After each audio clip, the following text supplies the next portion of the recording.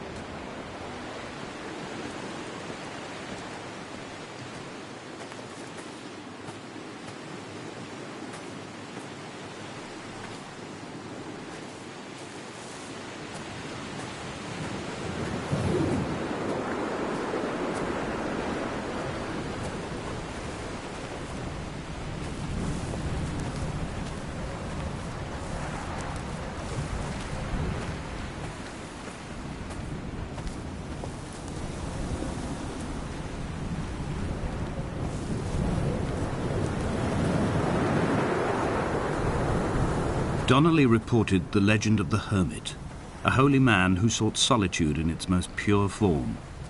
Allegedly, he rode here from the mainland in a boat without a bottom, so all the creatures of the sea could rise at night to converse with him. How disappointed he must have been with their chatter. Perhaps now, when all that haunts the ocean is the rubbish dumped from the tankers, he'd find more peace.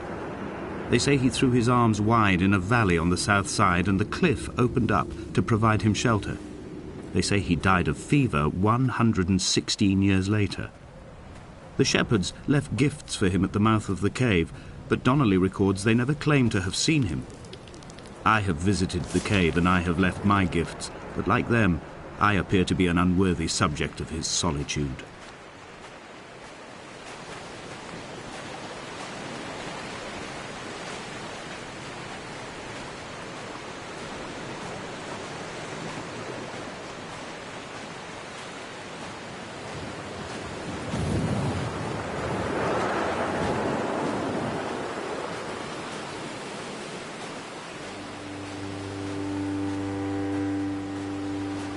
When you were born, your mother told me, a hush fell over the delivery room.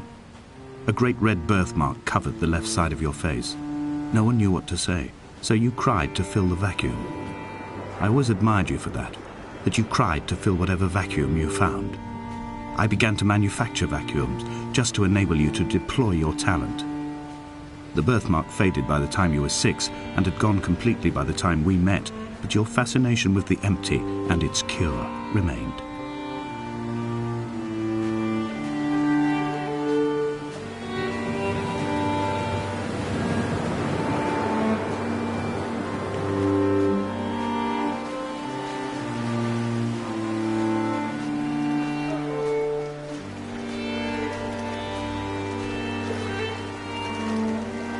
I have found the ship's manifest, crumpled and waterlogged under a stash of paint cans.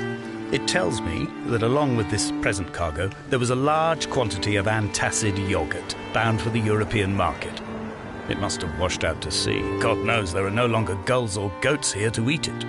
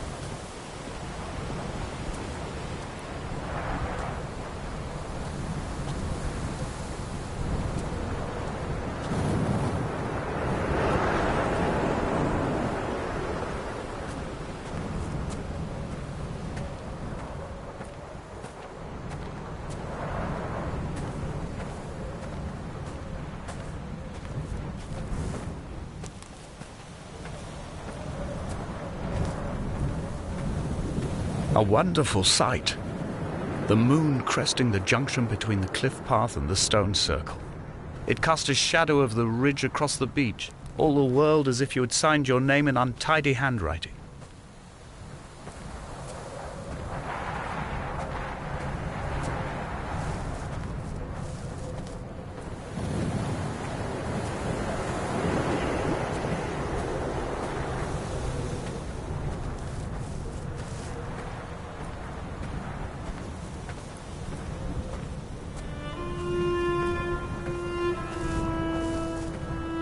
When someone had died or was dying, or was so ill they gave up what little hope they could sacrifice, they cut parallel lines into the cliff, exposing the white chalk beneath. You could see them from the mainland or the fishing boats, and know to send aid or impose a cordon of protection, and wait a generation until whatever pestilence stalked the cliff paths died along with its hosts. My lines are just for this: to keep any would-be rescuers at bay. The infection is not simply of the flesh.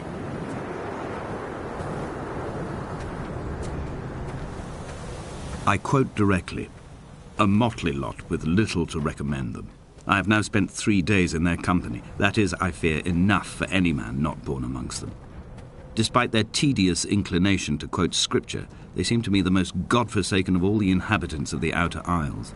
Indeed, in this case, the very gravity of that term, forsaken by God, seems to find its very apex. It appears to me that Donnelly, too, found those who wander this shoreline to be adrift from any chance of redemption. Did he include himself in that, I wonder?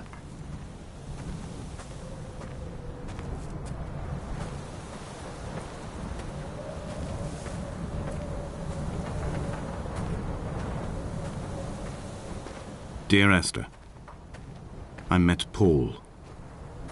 I made my own little pilgrimage. My Damascus, a small semi-detached on the outskirts of Wolverhampton. We drank coffee in his kitchen and tried to connect to one another. Although he knew I hadn't come in search of an apology, reason or retribution, he still spiraled in panic, thrown high and lucid by his own dented bonnet. Responsibility had made him old. Like us, he'd already passed beyond any conceivable boundary of life. I would leave you presents outside your retreat, in this interim space between cliff and beach. I would leave you loaves and fishes, but the fish stocks have been depleted and I've run out of bread. I would row you back to your homeland in a bottomless boat, but I fear we would both be driven mad by the chatter of the sea creatures.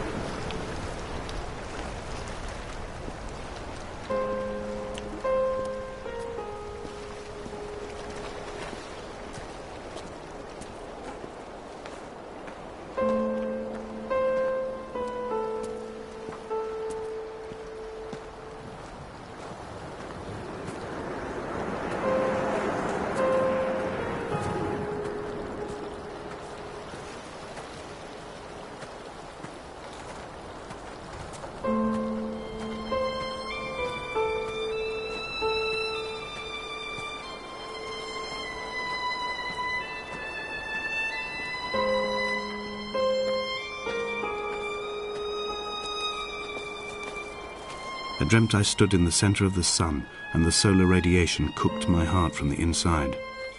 My teeth will curl and my fingernails fall off into my pockets like loose change. If I could stomach, I'd eat, but all I seem capable of is salt water.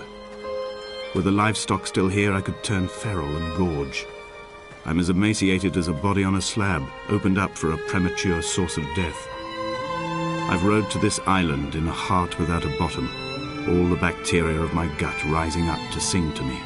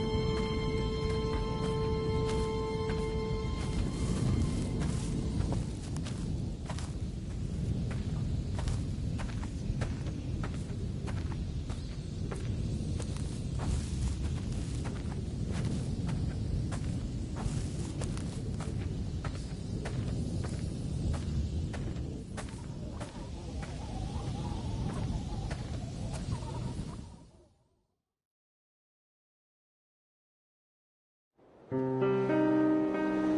Esther, I have now driven the stretch of the M5 between Exeter and Bristol over 21 times. But although I have all the reports and all the witnesses, and have cross-referenced them within a millimetre using my Ordnance Survey maps, I simply cannot find the location. You'd think there would be marks to serve as some evidence. It's somewhere between the turn-off for Sanford and the welcome brake services, but although I can always see it in my rear-view mirror, I have as yet been unable to pull ashore.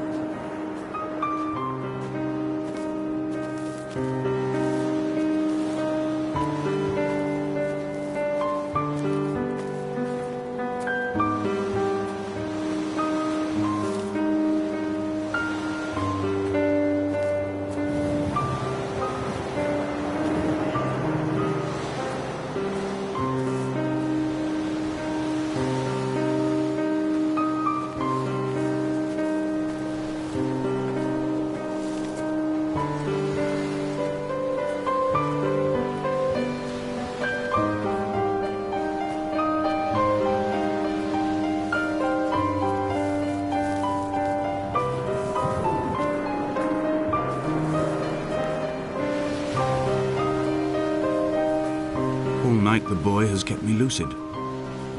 I sat, when I was at the very edge of despair, when I thought I would never unlock the secret of the island, I sat at the edge and I watched the idiot boy blink through the night. He's mute and he is retarded, and he has no thought in his metal head but to blink each wave and each minute aside until the morning comes and renders him blind as well as deaf-mute. In many ways, we have much in common.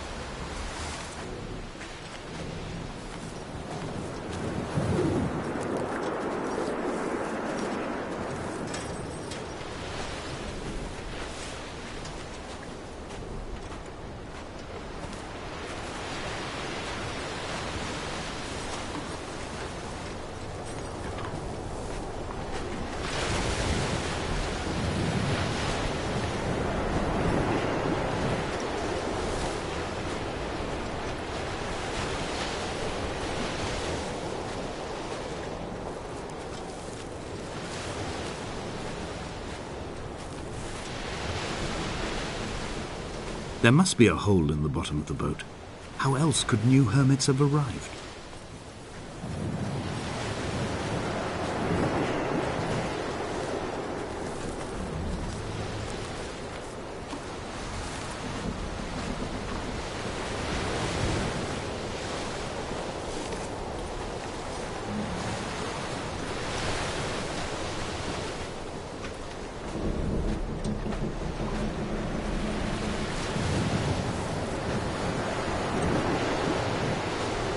I had kidney stones and you visited me in the hospital. After the operation, when I was still half submerged in anesthetic, your outline and your speech both blurred. Now my stones have grown into an island and made their escape, and you have been rendered opaque by the car of a drunk.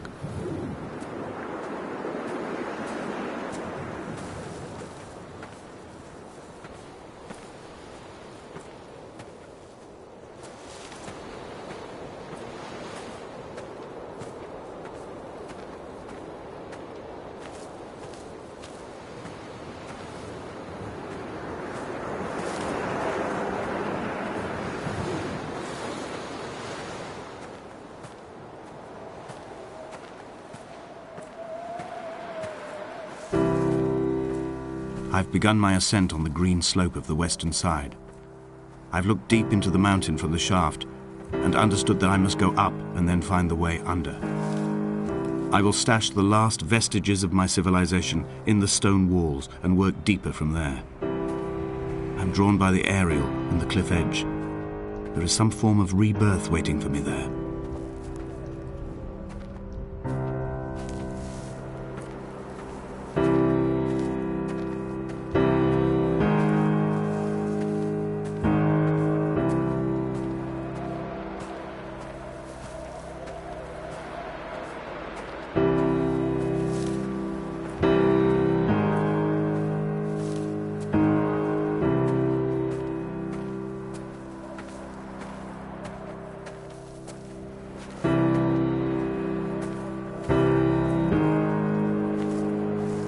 The bothy was constructed originally in the early 1700s.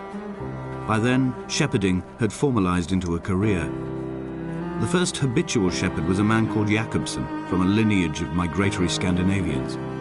He was not considered a man of breeding by the mainlanders. He came here every summer whilst building the bothy, hoping eventually that becoming a man of property would secure him a wife and a lineage. Donnelly records that it did not work. He caught some disease from his malcontented goats and died 2 years after completing it. There was no one to carve white lines into the cliff for him either.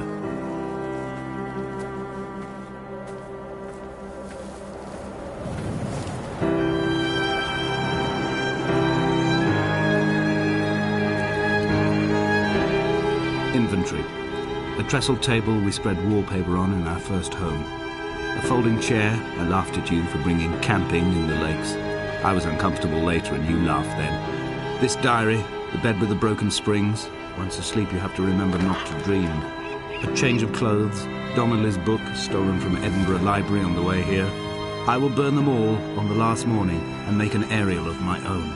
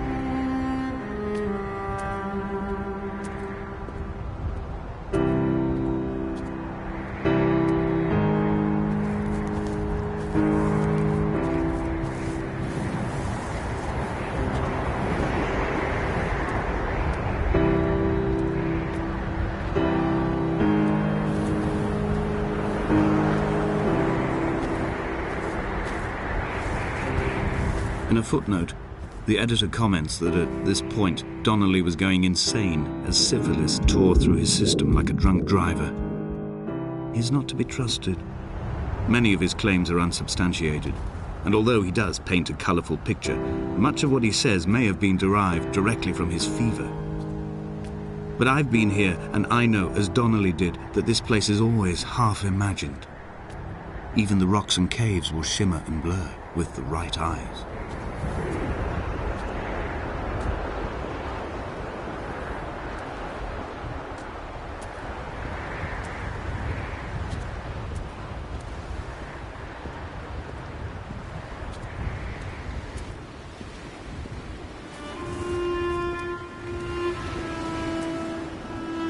They found Jakobsen in early spring.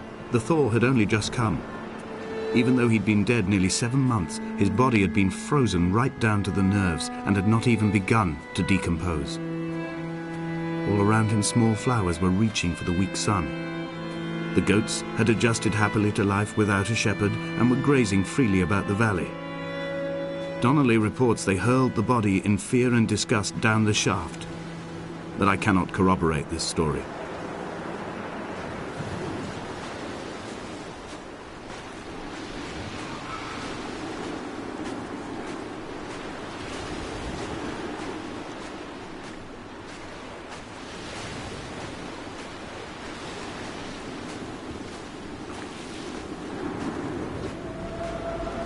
Climbing down to the caves, I slipped and fell and have injured my leg. I think the femur is broken. It is clearly infected. The skin has turned a bright, tight pink, and the pain is crashing in on waves, winter tides against my shoreline, drowning out the ache of my stones. I struggled back to the bothy to rest, but it has become clear that there is only one way this is likely to end. The medical supplies I looted from the trawler have suddenly found their purpose. They will keep me lucid for my final ascent.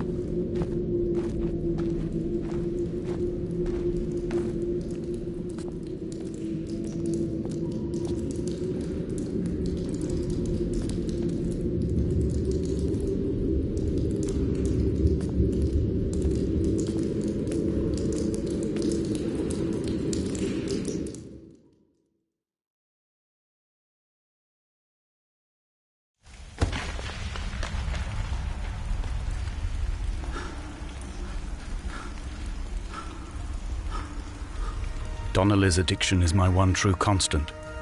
Even though I wake in false dawns and find the landscape changing, flowing in constantly through my tears, I know his reaching is always upon me.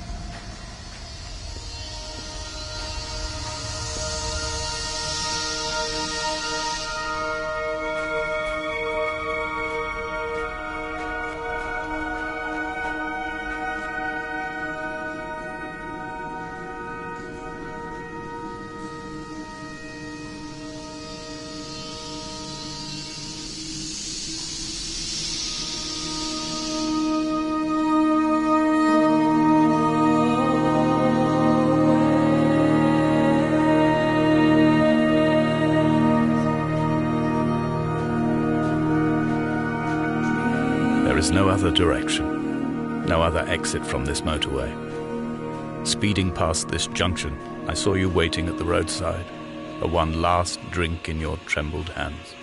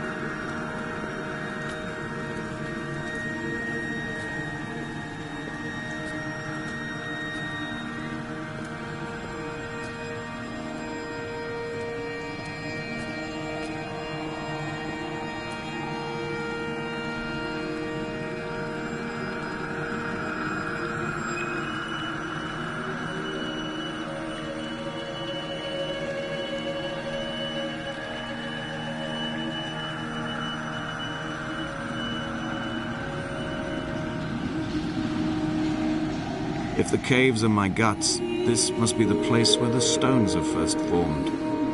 The bacteria phosphoresce and rise, singing through the tunnels. Everything here is bound by the rise and fall, like a tide. Perhaps the whole island is actually underwater.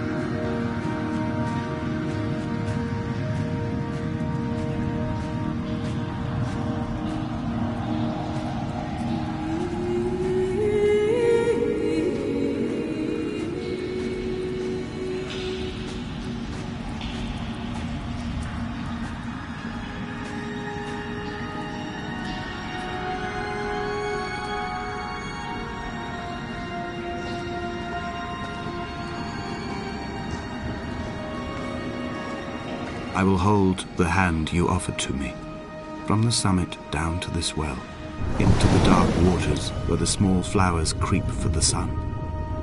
Headlights are reflected in your retinas, moonlit in the shadow of the crematorium chimney.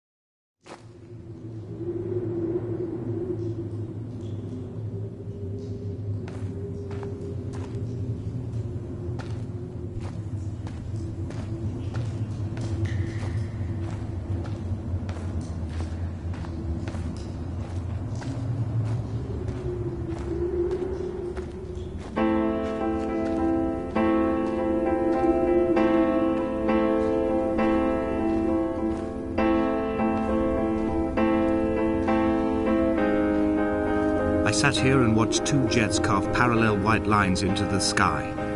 They charted their course, and I followed them for 21 minutes until they turned off near Sanford and were lost. If I were a gull, I would abandon my nest and join them. I would starve my brain of oxygen and suffer delusions of transcendence. I would tear the bottom from my boat and sail across the motorways until I reached this island once again.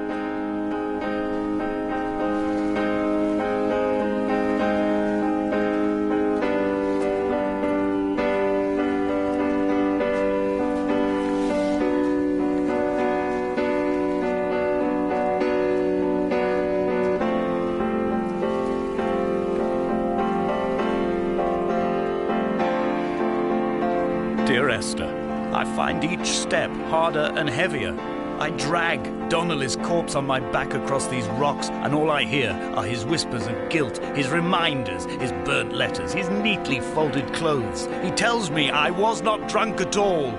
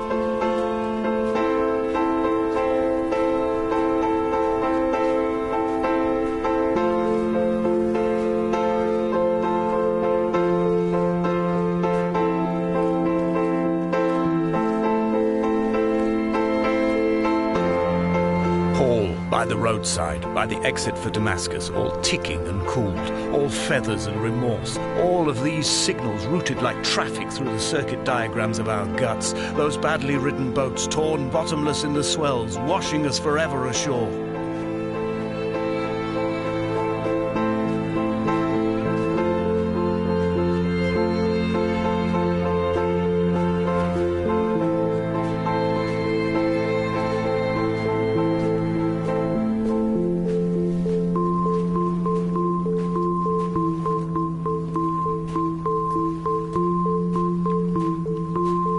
From here, I can see my armada. I collected all the letters I'd ever meant to send to you, if I'd have ever made it to the mainland, but had instead collected at the bottom of my rucksack, and I spread them out along the lost beach. Then I took each and every one, and I folded them into boats. I folded you into the creases, and then, as the sun was setting, I set the fleet to sail. Shattered into 21 pieces, I consigned you to the Atlantic, and I sat here until I'd watched all of you sink.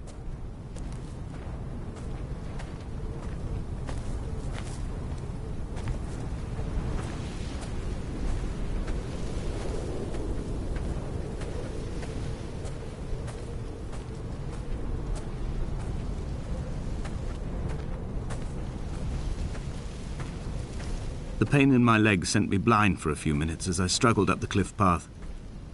I swallowed another handful of painkillers, and now I feel almost lucid.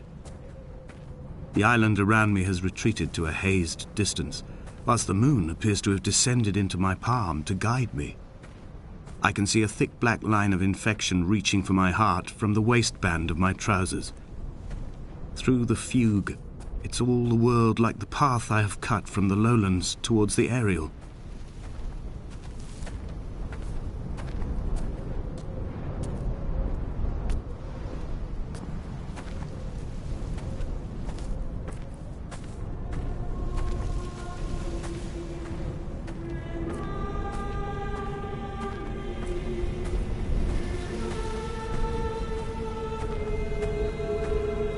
I've begun my voyage in a paper boat without a bottom.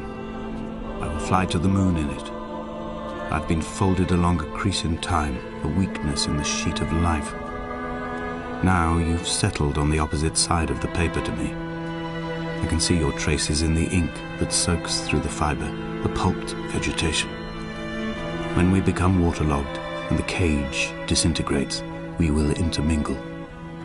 When this paper aeroplane leaves the cliff edge and carves parallel vapor trails in the dark, we will come together.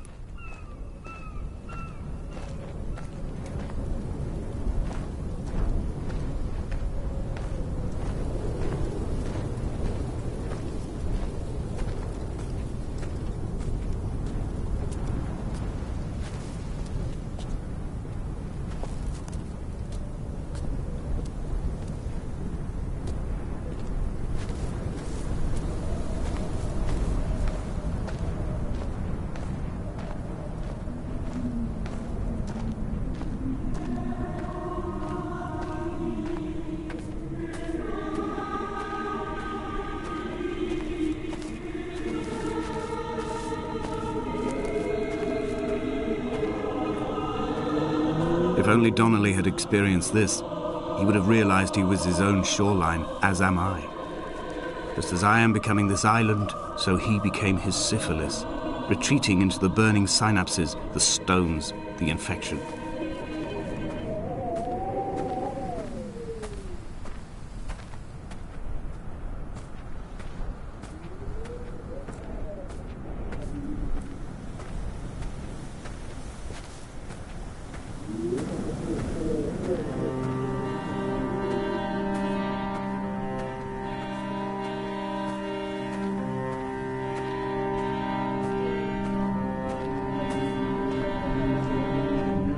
Returning to my car afterwards, hands still shaking, and a head split open by the impact.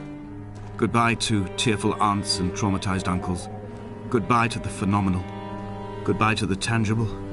Goodbye Wolverhampton. Goodbye Sanford. Goodbye Cromer. Goodbye Damascus. This cliff path is slippery in the dew. It is hard to climb with such an infection. I must carve out the bad flesh and sling it from the aerial. I must become infused with the very air.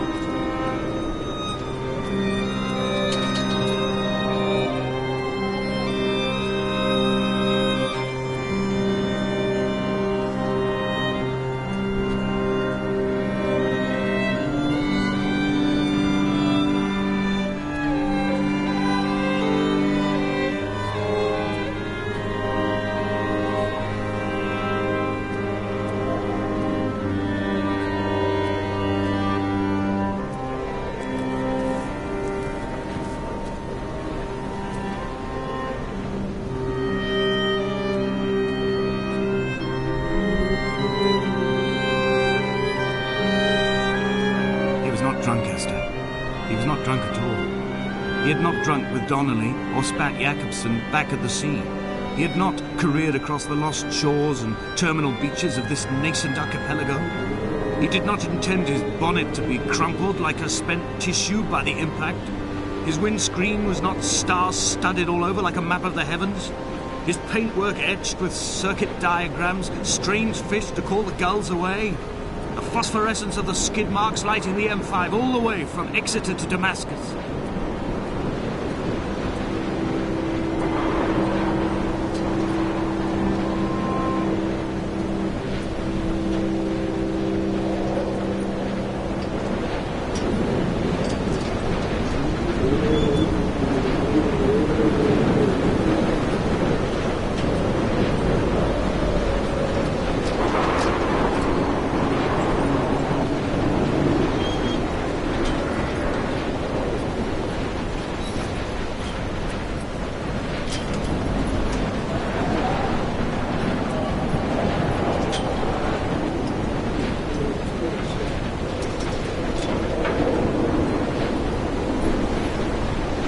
I am the aerial, In my passing, I will send news to each and every star.